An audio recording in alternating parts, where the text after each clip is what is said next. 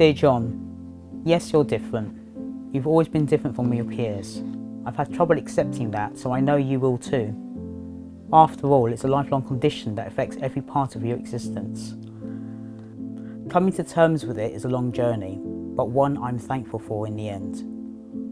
The question of who has control, you or your disease, is one you need to answer.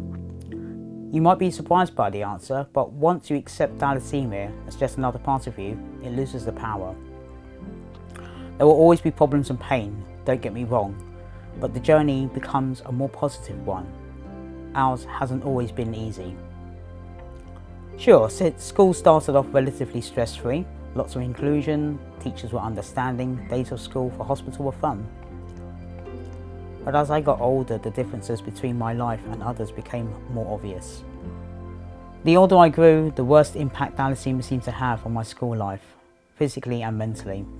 That's where you are now, in the thick of it, but it does get better.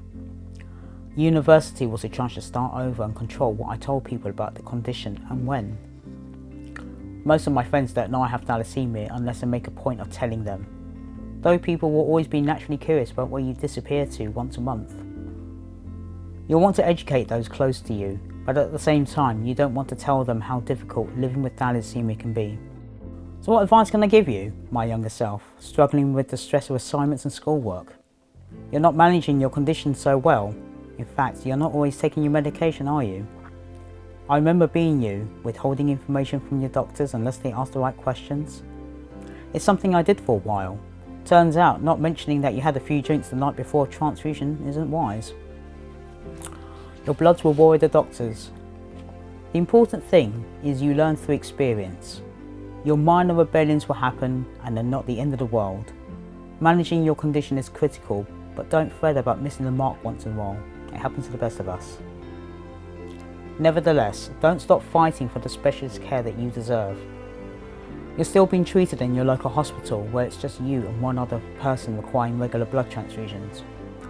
The doctors there aren't specialists in thalassemia, so you have to search for a more tailored approach in your future.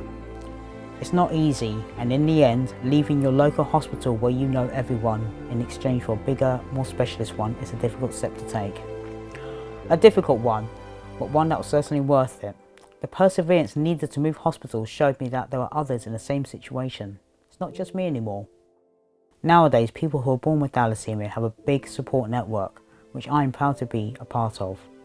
I want to help those affected, give parents with children with thalassemia the information they need to explain the condition to schools. It's a better situation all around, and it's a journey that I'm capturing in my medical autobiography. A piece of work that it highlights the struggles I've experienced and the fight I've had to endure to get to where I am now. It's therapeutic to write it, just as I'm writing to you now, and I hope it helps others too, from your future self.